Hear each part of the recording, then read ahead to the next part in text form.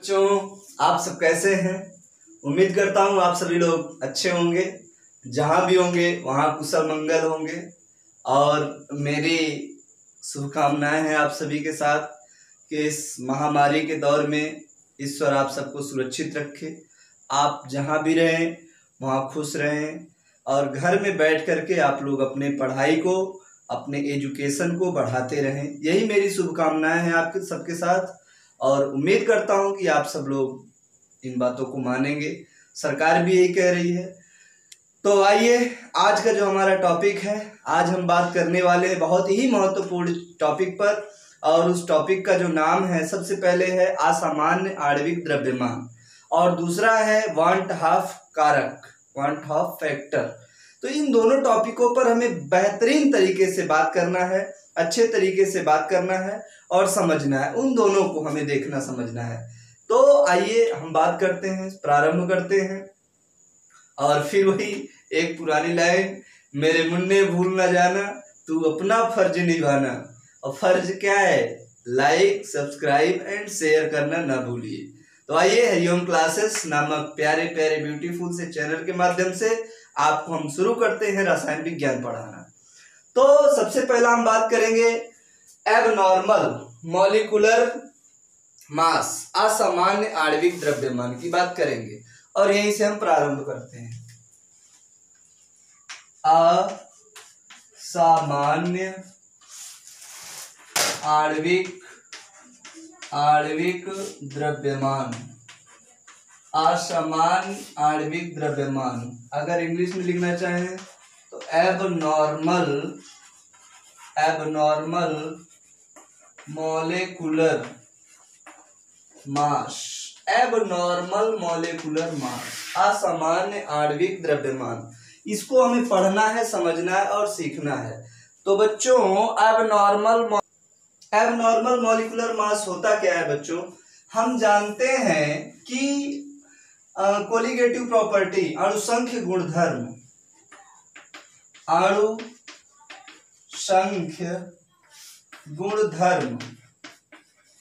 अणुसंख्य गुणधर्म किसके समानुपाती होते हैं? विलेय के कणों की संख्या के समानुपाती होते हैं। कौन? अणुसंख्य गुणधर्म।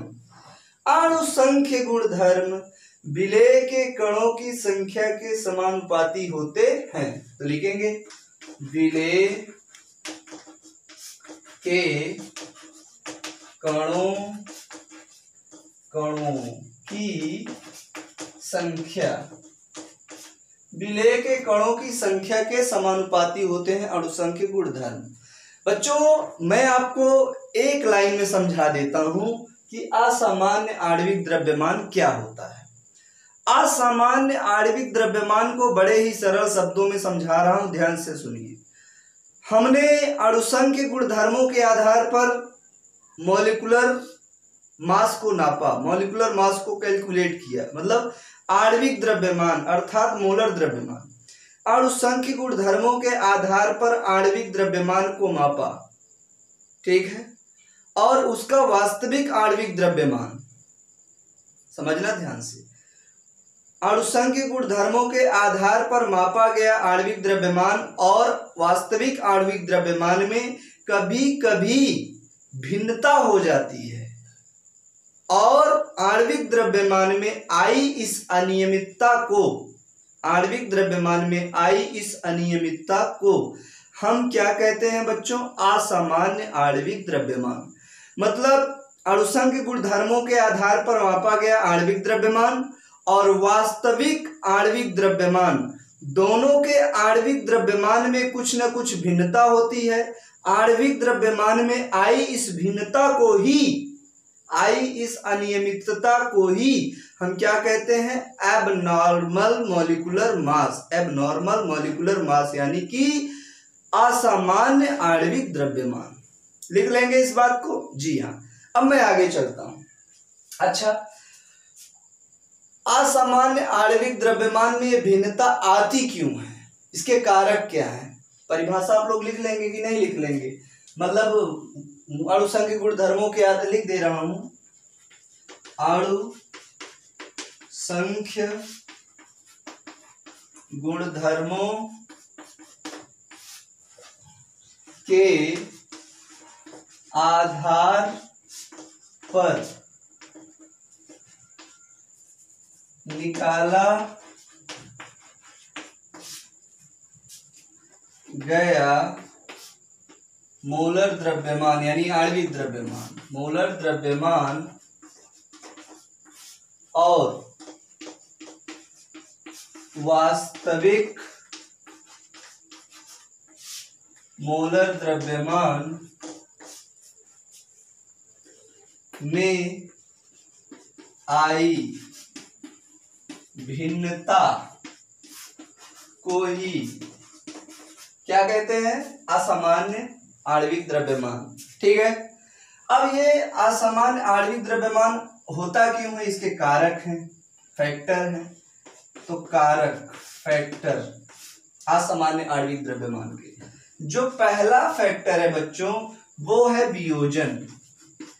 वियोजन जिसे आप कहें तो डिसोसिएशन इंग्लिश में, वियोजन वियोजन है। और दूसरा क्या है? संयोजन यानी संगुणन, एसोसिएशन। मैं यहाँ पर लिख दे रहा हूं। दूसरा पॉइंट क्या है? संगुणन। और इसे क्या बोलेंगे? एसोसिएशन। ये हो जाएगा आपका। बात समझ पा रहे हैं? जी बिल्कुल। अब वियोजन क्या है और संगुणन क्या है? संगुणन माने संयोजन। वियोजन आप लोग पढ़े मथुरा में कृष्ण और गोपियां राधा एक दूसरे के वियोग में तड़प रहे थे, रो रहे थे। वियोग माने क्या? बिछड़ना, अलग होना, टूटना वियोग होता है। बिखरना वियोग होता है। संयोजन माने जुड़ना। समझना ध्यान से। अगर हमारा परिवार है, हमारे परिवार में सब लोग इकट्ठा होकर रह रहे, एक दूसरे की बात मानते हैं, तो वे इकट्ठा हैं, ठीक है। अब उनमें झगड़ा हो जाए, टूट जाएंगे तो बट जाएंगे, और बटेंगे तो कुछ ना कुछ परिवर्तन आ जाएगा, ठीक है। तो आइए हम समझते हैं यहाँ पर जरा। जैसे हम वियोजन में बात करते हैं NaCl की बात। NaCl को हम क्या करें? जल में घोल दें, जल में घोल दें तो टूटेगा। सबको पता है Na+ और Cl-। समझना, ये क्या हो गया? वियोजन हो गया, टूट गया। यदि सोडियम क्लोराइड को, आयनिक पदार्थ को जल में घोल दिया जाए तो वह आयनों में टूट जाता है। वियोजन हो करके Na+ और Cl- बनाया, और वियोजन से पूर्व क्या था? NaCl। मतलब जब तक वियोजित नहीं हुआ था तब तक ये 1 मोल था, कुछ भी मान सकते हैं। ये एक NaCl था, इसका मॉलिक्यूलर वेट, आणविक द्रव्यमान ज्यादा था, लेकिन जल में घोलने के बाद Na+ अलग हो गया, Cl- अलग हो गया, दोनों अलग अलग हो गए। मतलब इनके आणविक द्रव्यमान में क्या आ जाएगा? कमी आ जाएगी। समझना ध्यान से, आणविक द्रव्यमान में क्या आ जाएगी? कमी। तो वास्तविक आणविक द्रव्यमान में कमी किसके? कमी ये इसमें और इसमें कमी और बढ़ोतरी किसके कारण आ रही? वियोजन के कारण। भाई अगर वियोजन ना होता तो जितना था अणुभार उतना ही रहता, लेकिन जब जल में घोला गया तो आयनों में टूट गया। तो इसके कोलिगेटिव प्रॉपर्टी के आधार पर निकाला गया आणविक द्रव्यमान, और वास्तविक आणविक द्रव्यमान में भिन्नता आ जाएगी। इसी को तो क्या कहते हैं? असामान्य आणविक द्रव्यमान। तो यहाँ पर बच्चों ये आयन टूट गए, मतलब वियोजन हो गया। और वियोजन होने से मान लो जल में पहले वियोजन होने के पहले मान लो कितने मोल थे? 1 मोल। लेकिन वियोजन होने के बाद कितने हो गए? 1 मोल यहाँ, 1 मोल, 2 मोल हो गए। बात समझ में आ रही कि नहीं? बिल्कुल। अगर हम संगुणन की बात करें, संगुणन में क्या कर सकते हैं हम लोग? जैसे हम बात करें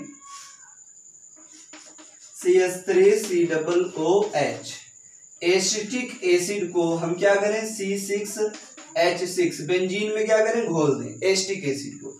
यहाँ पर 2 लगा देते हैं। तो एसिटिक एसिड क्या करता है? डाइमर बनाता है। बेंजीन में जब एसिटिक एसिड को घोलेंगे तो द्वितीय बनाता है। कैसे? CH3COOH का होल ट्वाइस। ये हमारा क्या है? डाइमर है। डाइमर यानी द्वितीय बनाता है।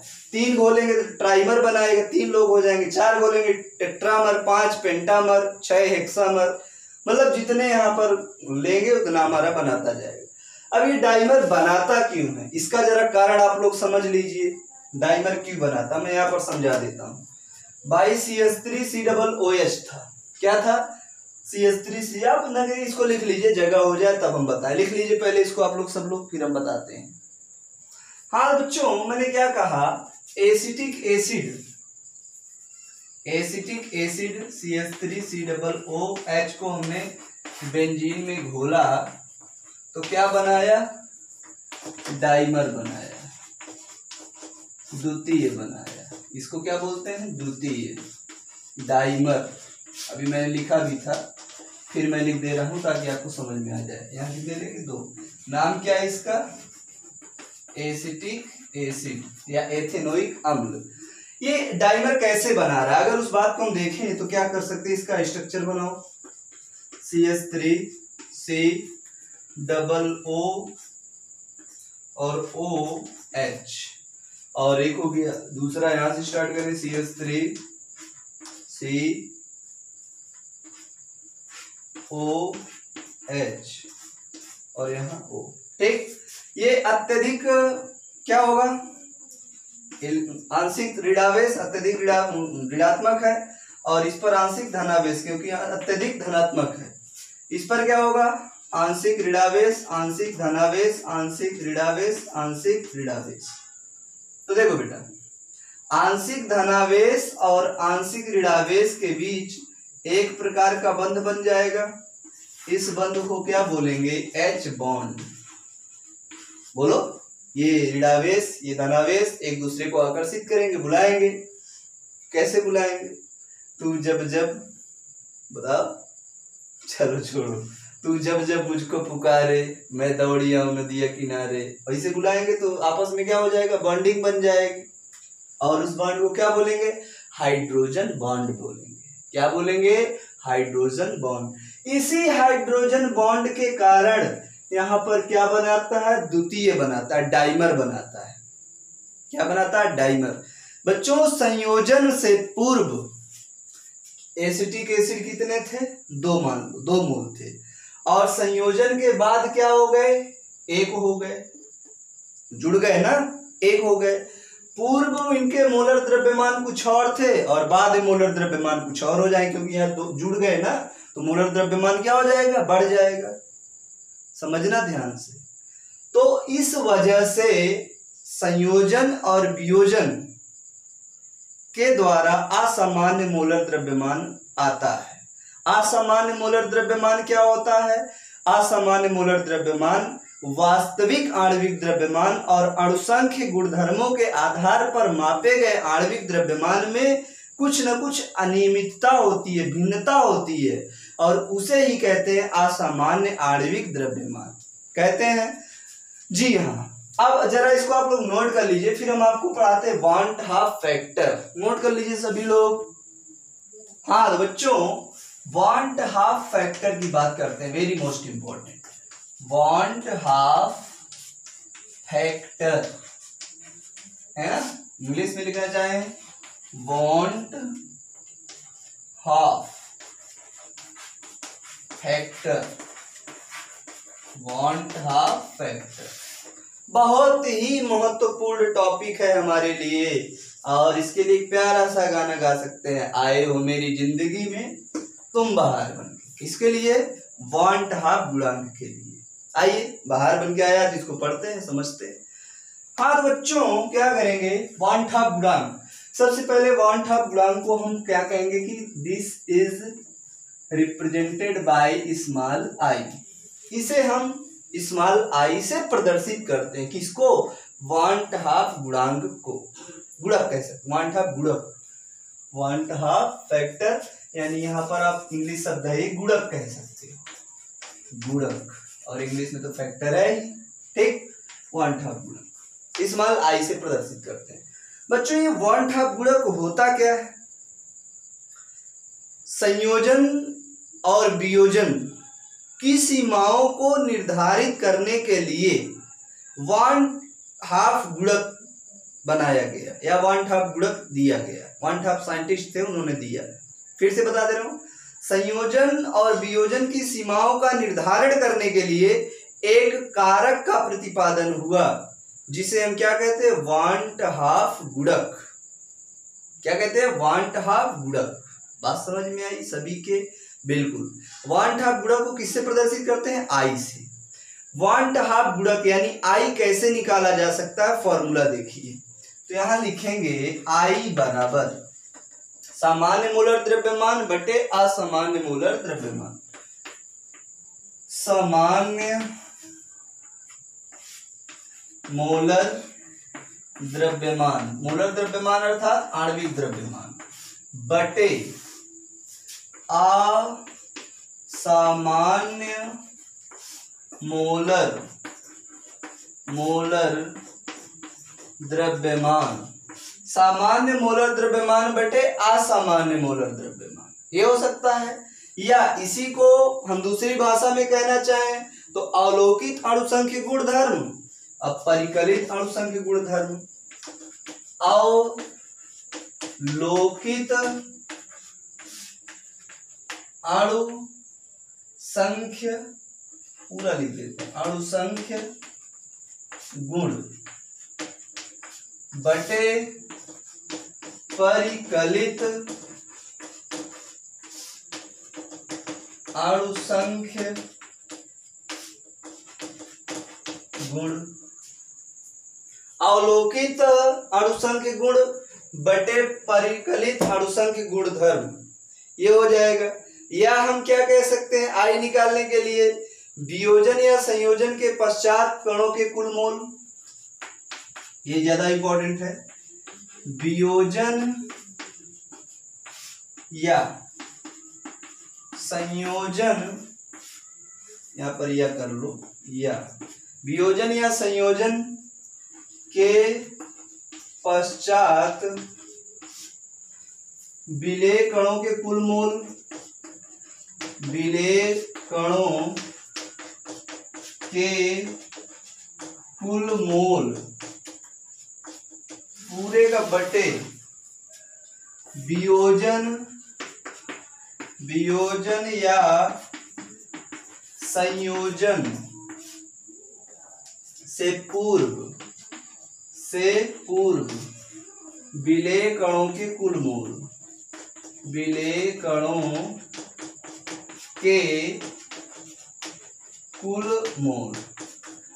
समझ लीजिए, वियोजन या संयोजन के पश्चात विलेय कणों के कुल मोल, वियोजन या संयोजन से पूर्व विलेय कणों के कुल मोल। ध्यान से पढ़ लीजिए, समझ लीजिए। मैं इस पर आपको बहुत सारा कॉन्सेप्ट क्लियर कराने वाला हूं, बहुत कुछ समझाने वाला हूं, ध्यान से समझते रहिए। तो बेटा आइए जरा कुछ कॉन्सेप्ट क्लियर करते हैं, उसके बाद हम आगे चलेंगे। तो सबसे पहले अगर मैं बात करूं तो डिसोसिएशन की बात करता हूं। ये फॉर्मूला याद रहना चाहिए, इसी पर हम क्वेश्चन लगाएंगे। अभी आगे आपको बात करके बताते हैं, पहले कुछ मेन पॉइंट देख लीजिए। अगर हम डिसोसिएशन की बात करें, डिसोसिएशन माने क्या, वियोजन की बात करें, तो वियोजन की बात जब हम करेंगे तो सबसे पहली बात हम क्या करेंगे, कुछ कॉलम बना लेते हैं। सबसे पहले हम बात करेंगे आई का मान, आई निकालेंगे। थोड़ा सा चलो ठीक है, आई। और आई के बाद हम बात करेंगे कोलिगेटिव प्रॉपर्टी की, या क्वांटिटी ऑफ सॉल्यूट पार्टिकल की बात कर ले। विलेय कणों की संख्या, विलेय कणों की संख्या, ये हो गया, विलेय कणों की संख्या हो गई। अब हम क्या करेंगे बच्चों, विलेय कणों की संख्या के बाद एक कॉलम दूसरा क्या बनाएंगे, उसके बाद हम कह सकते हैं कोलिगेटिव प्रॉपर्टी के लिए, मतलब अणुसंख्य गुणधर्म, अणुसंख्य गुणधर्म छोटा छोटा लिख रहा हूं। और अंत में क्या कर देंगे, मोलर मास यानी मोलर द्रव्यमान, यानी इसी को क्या कहते हैं, आणविक द्रव्यमान। ठीक है ना, कितने कॉलम हमने बनाए। और इनको जरा जरा जरा जरा जरा जरा ऐसे ऐसे हमने क्लोज कर दिया। ठीक, अब सबसे पहली बात हम क्या करेंगे, डिसोसिएशन की बात देखेंगे। ध्यान समझना बच्चों, बहुत इंपॉर्टेंट है। अगर डिसोसिएशन होगा, क्या होगा बच्चों, डिसोसिएशन होगा तो आई का मान 1 से ज्यादा होगा कि 1 से कम होगा, बताइए। अगर डिसोसिएशन होगा, ये फॉर्मूला आप लोग लिख चुके हैं कि नहीं लिखे हैं? ठीक है, लिख लिए हैं तो मैं आपको बता देता हूं, इसको नोट कर लीजिए, मैं आपको क्लियर कर देता हूं। जैसे हमने कहा NaCl के लिए, NaCl हमने क्या कहा, जल में घोलेंगे, H2O में घोलेंगे तो क्या होगा, Na+ और Cl- टूट जाएगा। समझना ध्यान से। तो T0 टाइम में, मतलब प्रारंभ में, ये कितना मोल था, 1 मोल, और ये कितने कितने थे, 0 मोल थे। कुछ समय पश्चात, यहाँ T=0 मतलब प्रारंभ में, कुछ समय पश्चात ये 0 हो गया, क्या हो गया, 0, और ये कितना मोल हो गया, 1 मोल और 1 मोल। ठीक है ना। अब इसके लिए हमें आई निकालना है। क्या निकालना है, आई। तो बच्चों जब आई निकालेंगे तो आई का फॉर्मूला क्या है, वियोजन या संयोजन, यहाँ लिखा हुआ था वियोजन या संयोजन के पश्चात विलेय कणों के कुल मोल। तो वियोजन या संयोजन के पश्चात, वियोजन के पूर्व ये थे, टूटने से पहले ये थे, टूटने के बाद ये हो गए, मतलब वियोजन के पश्चात कितने मोल हो गए, 2, 1 और 1 2, तो क्या हो जाएगा ऊपर 2, यानी आप ऐसे भी लिख सकते हैं 1+1, और फिर बटे में क्या होगा, वियोजन या संयोजन से पूर्व विलेय के कुल मोल। तो वियोजन या संयोजन से पूर्व कितने थे, 1 थे, जब वियोजित नहीं होते तब कितने थे, 1, और वियोजित होने के बाद कितने हो गए, 2 हो गए। तो यहाँ पर क्या हो जाएगा, 1 = 2/1। 1 की कोई वैल्यू नीचे है अपॉन में, तो डायरेक्टली क्या बोलेंगे, I = 1। मतलब जब वियोजन होगा तब I की वैल्यू, 1/2 फैक्टर की वैल्यू, 1/2 गुणांक की वैल्यू सदैव कितनी आएगी, 1 से ज्यादा आएगी, 1 से ज्यादा आएगी। तो हम यहाँ कह सकते हैं कि डिसोसिएशन के केस में I की वैल्यू, मतलब I > 1, I की वैल्यू 1 से ज्यादा आएगी, I की वैल्यू 1 से ज्यादा आएगी।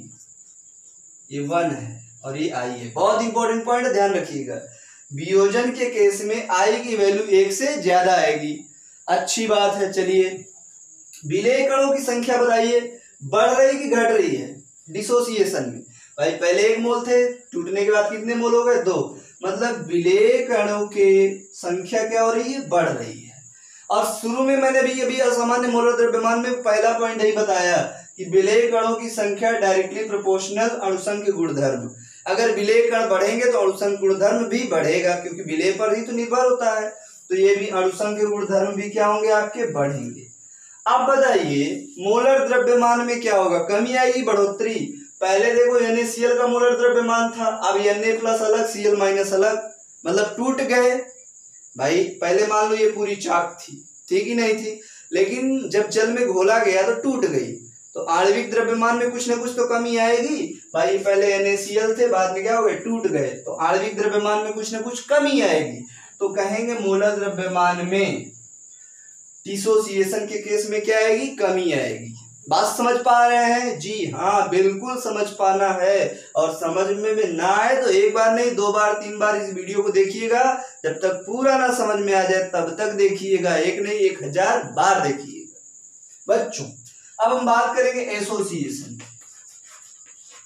एसोसिएशन, एसोसिएशन मतलब संयोजन या संगुणन, संगुणन या संयोजन।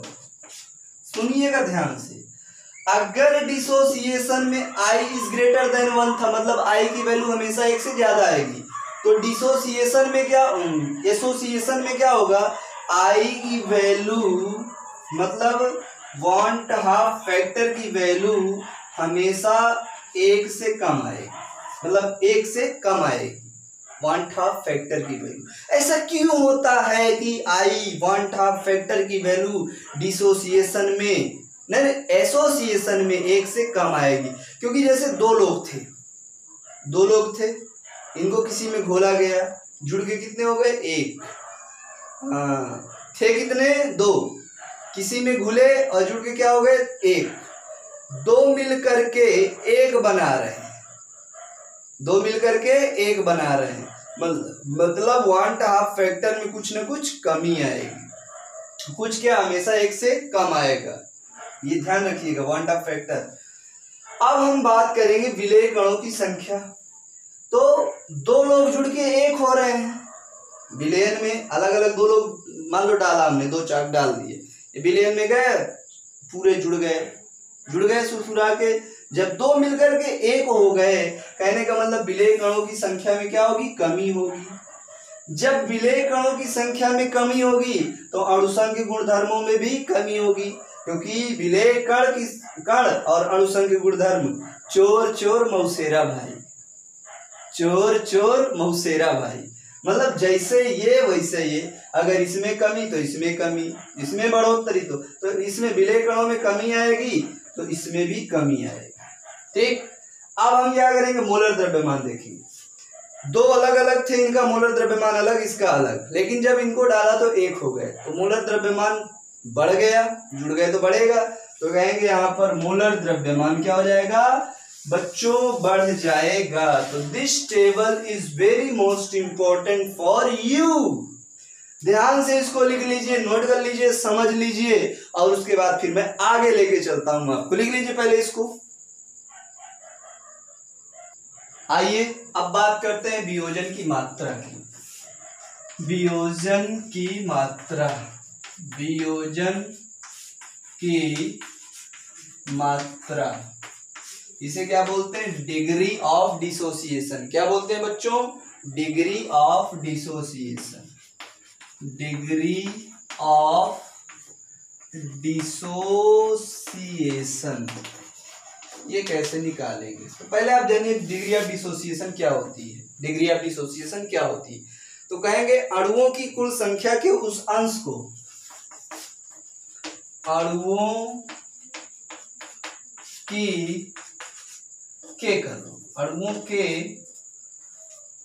कुल संख्या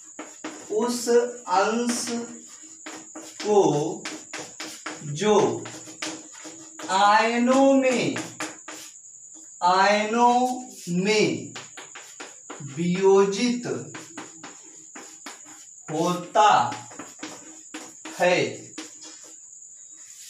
अणुओं की कुल संख्या के उस अंश को जो आयनों में वियोजित होता है, उसे ही हम क्या कहते हैं? Degree of dissociation. बात समझ में आई? चलिए ठीक। अब हम किसके लिए डिग्री ऑफ डिसोसिएशन कैलकुलेट करेंगे? जैसे हम लेते हैं KCl, पोटेशियम क्लोराइड ले लें। पोटेशियम क्लोराइड को हम क्या करें? H2O में घोल दें, तो क्या होगा? K प्लस Cl माइनस, आयनों में टूट जाएगा। यही तो वियोजन की मात्रा, यही तो है। निकालेंगे कैसे? अगर हम बात करें प्रारंभ में, ये आप लोग आयनिक इक्विलिब्रियम में 11th में खूब पढ़े हैं। प्रारंभ में क्या था? मान लो ये 1 मोल था और ये कितने थे? 0 मोल। साम्य अवस्था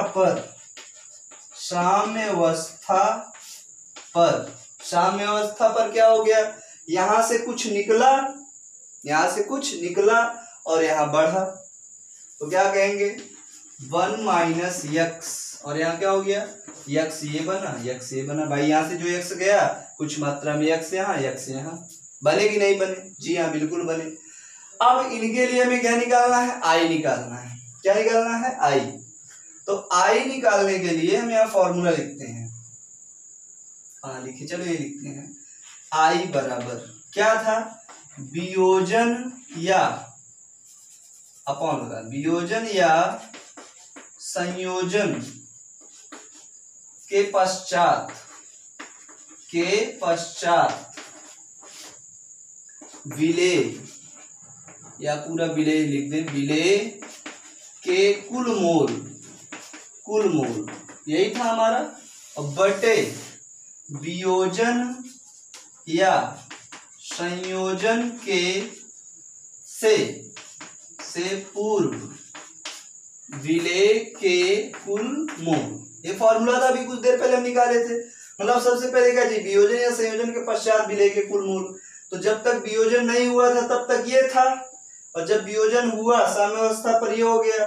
तो सबसे पहले हम निकाल लेंगे, सबसे पहले हम क्या निकाल लेंगे बच्चों, यहीं तो कर लेते हैं, कुल मोल निकाल लेते हैं। यहां से स्टार्ट करते हैं, कुल मोल। और कुल मोल कब, वियोजन के पश्चात, वियोजन के पश्चात कुल मोल, कुल मोल। तो बच्चों देखो, वियोजन के पश्चात कुल मोल 1 माइनस एक्स और प्लस एक्स प्लस एक्स, यही तो वियोजन के पश्चात। भाई इसमें से एक्स गया तो इसमें कुछ ना कुछ तो बचा ही होगा, पूरी तरह थोड़ी ना टूट के चला गया, कुछ ना कुछ तो विलयन में बचा ही होगा। तो वियोजन के पश्चात, भाई हमने चाक को डाला, पानी में चाक को डाला तो पूरी तरह थोड़ी टूट जाएगी। अगर स्ट्रॉन्ग इलेक्ट्रोलाइट होगी तो पूरी तरह टूटेगी, अगर नहीं होगी तो ये कुछ टूटेगी कुछ बचेगी। तो यही बात हुई, KCl को हमने वाटर में डाला तो कुछ टूट गए और कुछ बचा रह गया। तो वियोजन के पश्चात कुल मोल निकालेंगे तो क्या हो जाएगा, 1 प्लस एक्स, और फिर क्या होगा प्लस एक्स,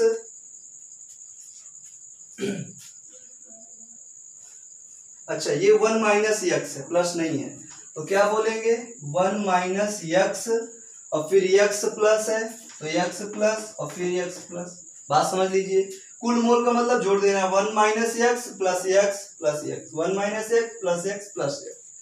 अब बच्चों plus x minus x cancel हो जाएगा, बचेगा क्या 1 प्लस एक्स, ये कुल मोल बच गए।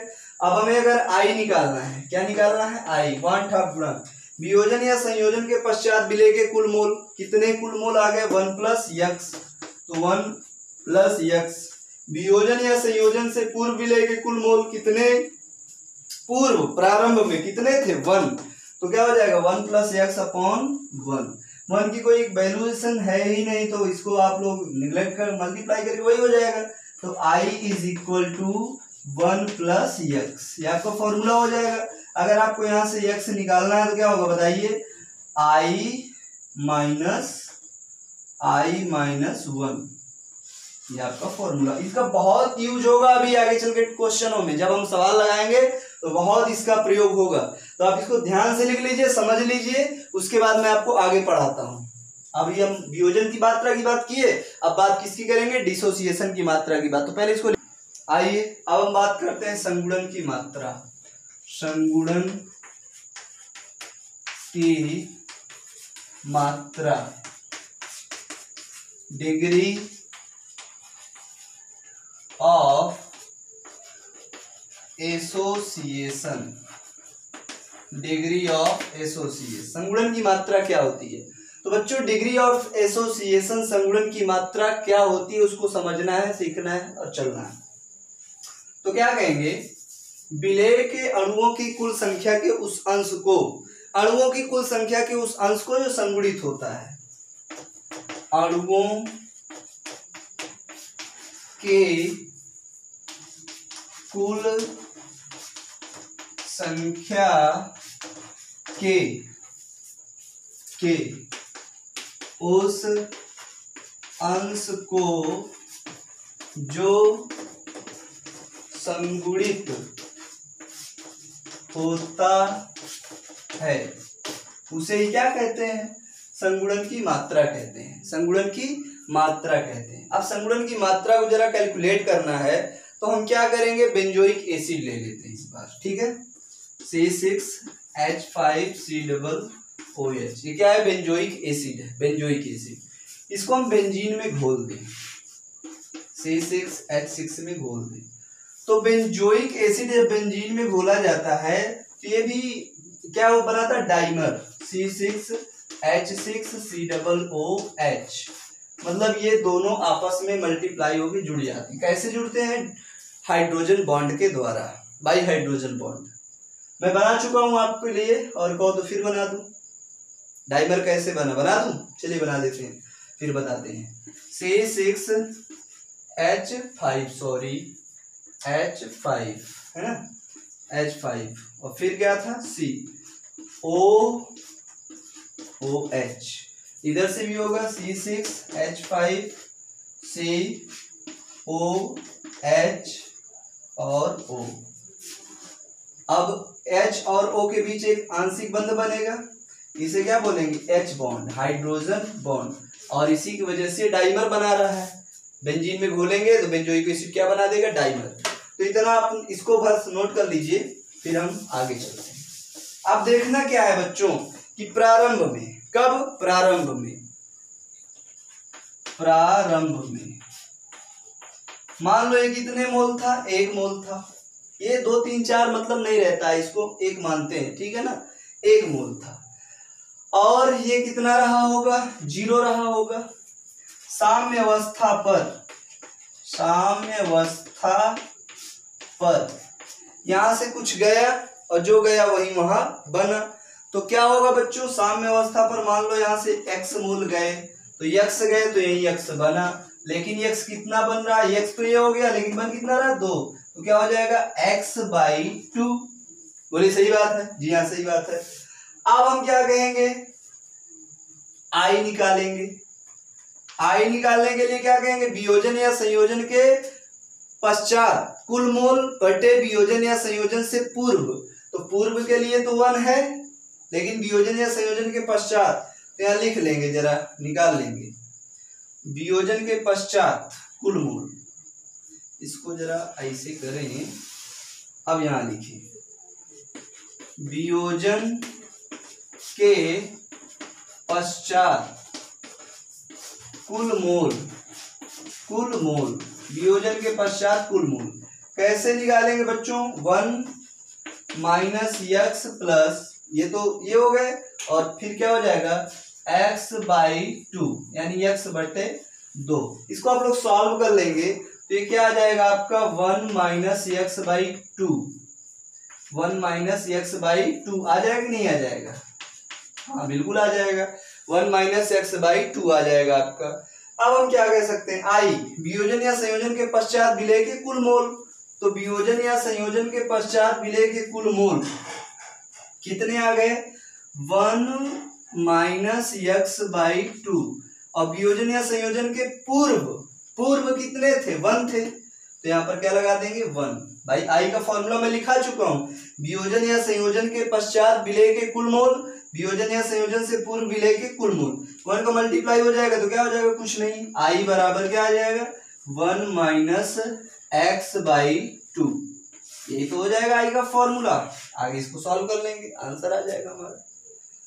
तो ये तो था हमारा संयोजन और वियोजन, इसको नोट करिए। फिर हम एक फॉर्मूला आपको बहुत ही इंपॉर्टेंट बताते हैं, एक क्या? Colligative property. चलिए छोटी सी एक हेडिंग डालते हैं, वांट हाफ गुणक का समावेश कहाँ बच्चों? अणुसंख्य गुणधर्मों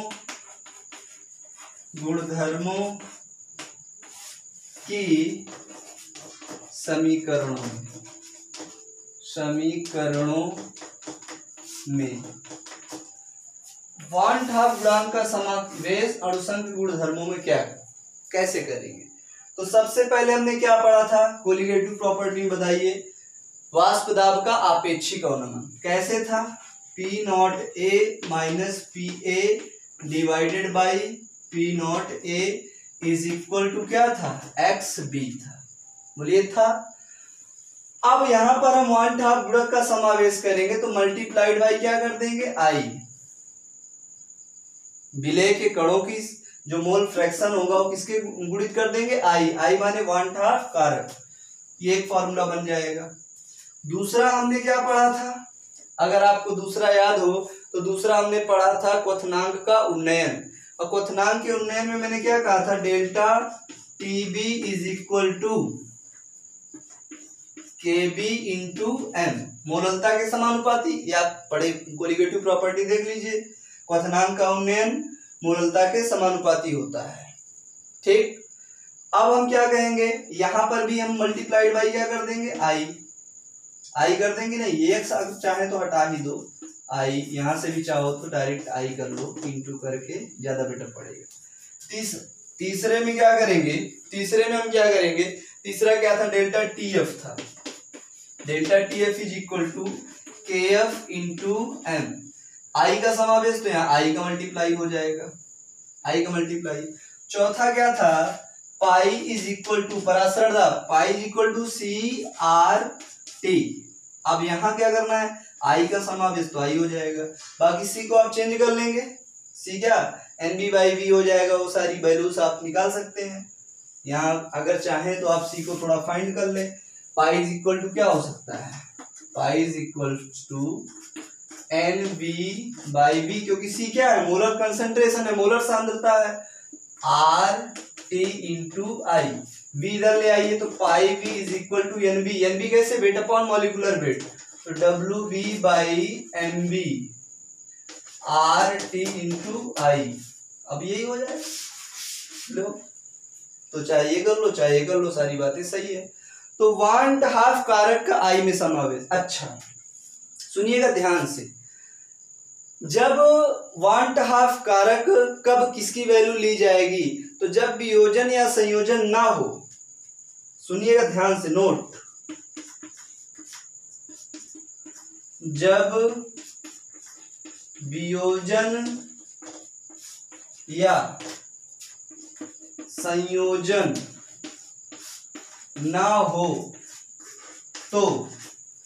तो आई यानी 1/2 गुणक हमेशा क्या मानेंगे, एक मानेंगे, एक मानेंगे भाई, एक जब वियोजन या संयोजन नहीं होगा तो डायरेक्ट कोलिगेटिव प्रॉपर्टी से जो अणुभार आना था वही आएगा, बराबर आएगा, कोई दिक्कत नहीं होगी।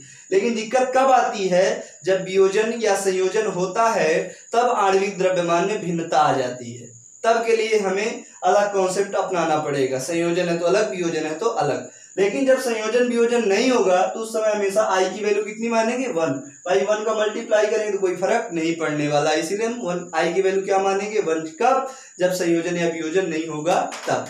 तो बच्चों यहाँ पर हमारा 1/2 फैक्टर कंप्लीट हुआ, कुछ इंपॉर्टेंट क्वेश्चन हम लोग सॉल्व करेंगे और यहाँ पर सोल्यूशन खत्म हुआ, लेकिन हमारे टॉपिक खत्म हुए हैं, अभी क्वेश्चनों को सॉल्व करना बाकी है। तो आप लोगों से एक ही रिक्वेस्ट है कि चैनल को लाइक, सब्सक्राइब और शेयर करते रहिए। और मैं हूं मनोज यादव, हरिओम क्लासेस के माध्यम से आपको केमिस्ट्री पढ़ा रहा हूं। आज तक के लिए यहीं तक, और फिर मिलेंगे अगले लेक्चर में, अगले वीडियो में, तब तक के लिए हरिओम।